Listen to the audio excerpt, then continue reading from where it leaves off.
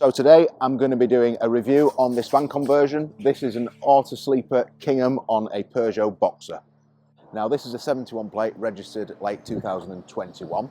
It's 6.3 metres long, 3.5 tonne, and it is a manual gearbox. Now as we come down the side, we'll see above, we've got the wind out awning, so we've got a 3.7 metre 2-lay awning, and we've got this lovely LED strip awning light, which is activated just by the switch outside the door. We've also got some step lights in here so you can see where you're walking into, but we'll get to that when we go inside. Electric step here, so that will just go in and come back out with the touch of a button, and we've got a main socket just on the outside there, so if we are sort of, you know, door open summer's day, we can plug things in, provided we are on electric hookup. Now moving down this Kingham, at the rear here we've got a gas barbecue point.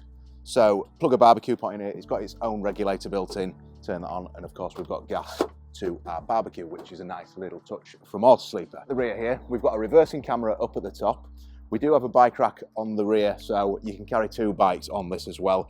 And we've got a tow bar fitted to this one too. Now, if you did want to maybe put a roof box on the roof, or you just want to use this, you know, purely for cleaning purposes, you do have a ladder on the rear door as well, which is obviously a nice little touch there. Now in the rear, your loo cassette empty just here, because obviously your bathroom's in this corner, but we do have good storage under this fixed bed. Now boiler's under here as well. A little touch on this, your bed does lift up, so when you're laid in bed you can lift that up if you just want to have a bit more of a sort of sat up position for your bed. Now the bed from the other side lifts up as well, we'll show you from the inside, but you can lift that on hydraulic struts, so you can get to this good garage space underneath from the inside. Close up the rear doors here. There we are. Now moving round, on the driver's side here, we've got your fridge vent, so obviously let your fridge let out the heat there. Just underneath, we've got your waste and your fresh water drops, so to drain your tanks down. Of course, it's at the driver's side of the vehicle, rather than the passenger side where you're going to be in and out of the van. Just at this side also, we've got a 12-volt socket and we've got an aerial point. Now, there is already a TV aerial on the roof of this Kingham, but if you are on a campsite where they've got their own mast, you can plug into that. Obviously, it gives the signal to the TV, so you're getting a better reception whilst you're away. Water filler on this side, and it's also got a whale filler pump. So you'd fill up with a hose to fill up your fresh water, but if you can't get your van near a tap, you can actually plug your pump into there, into a barrel, and you can fill your fresh water from prevent going to a tap really. Mains hook up on this side as well, so your mains power goes in there. And this van's got an underslung gas tank, so rather than changing the canisters, the bottles, you fill this up with LPG at the garage, the tank's built in. It works out a lot cheaper for your gas there as well, and of course it's space saving, so you're not having to use a locker for your gas bottles. But lovely thing. Extras on this, on the roof here, we've got a solar panel on this already. I mentioned earlier it does have a TV aerial on the top too. This has actually got an alarm in it as well. It's got an auto watch Cat 1 Thatcham approved alarm, so that's another tick in the box. Let's go have a look inside. Now we're in the cab of the Auto-Sleeper Kingham. Now as you can see, usual sort of dashboard for your Peugeot Fiats. Obviously this one is a Peugeot. On this we've got steering wheel controls. We can change the stereo, the volume, you can answer the telephone and all that good stuff. Leather steering wheel on this as well, so that was an addition at the time of build. Leather gear knob as well. Now your head unit, you do have sat nav in here, and this is a DAB radio, and you can link your telephone to the stereo. The other thing in the cab, you've got these blackout screens. So you've got the Remis blackout privacy screens. They're on the windscreen, these meet in the middle, and they're also on the cab doors. So you can black out the whole cab, which is great. Incidentally, you've got blinds and fly screens on all the windows and the roof lights throughout this Kingham. Now, as you can see, we do have the swivel cab seats on these, they're half leather, and they do look nice with the sort of green and grey effect, which I really like this coloration. They do a few options on this one, but I think the green one is my favourite. Little light up here, we've just got a little LED light, which is a nice little touch. And then moving back, we've got this lovely settee setup. So this has only got 2 seat belts, of course, in your cab seats. With travelling belts, you've got to be forward facing or rear facing. Now, with this only having the 2 travelling belts, you do have this lovely side facing lounge and really quite roomy as well. And you've got a little bit of a curve to it, so it does really look a lot better quality. It really sets off nicely in here. Roof lights above me, so nice lighting area. Obviously, we do have the door open just at the moment, but this one's blacked out just right now, but it's still lovely light and airy. But I really like the Autosleepers, and I think the Kingham's a great van in that you've got a fixed bed, which we'll get to shortly, yet you still do have a spacious front lounge and great cooking facilities, which we'll do now. The kitchen space, it is a good area in here. Even though we're on a 6.3 metre van, it's still a good sized kitchen space. Obviously, we do have the cooker, we've got the sink, but there's still areas where, you know, you can do prep. Now, at the end here, we do have a lift up bench as well, so you know, if you were sort of dishing dinner up and all that sort of thing, you're not short of space.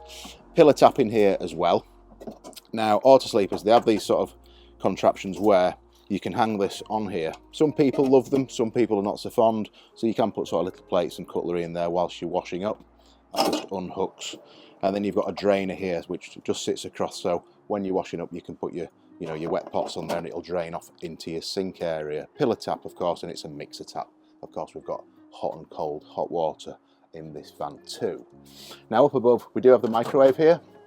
Your microwave will only run off mains, so that won't run off your leisure battery. So that's why you have, obviously, gas cooking facilities. With the underslung gas tank, it will run your cooker. You've got 3 gas burners. You've got an oven, and that's got an integrated grill in it as well. So you do have the best of both worlds. Now, just above your cooker, you've got an extractor fan with lights, which is a nice little touch.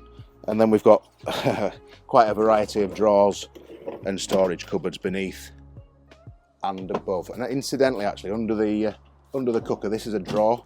Now, I find that people love the drawers, sort of big, deep drawers, because obviously you've got all your pans in here or whatever. Once you're traveling, if it was a cupboard, you'd open the cupboard, everything would fall out. But a lot of people really complimentary about the drawer under the cooker on Autosleepers. So moving down, we've got your wardrobe just here. You've got hanging space in there, which is a good space actually. And then underneath you've got your fridge freezer.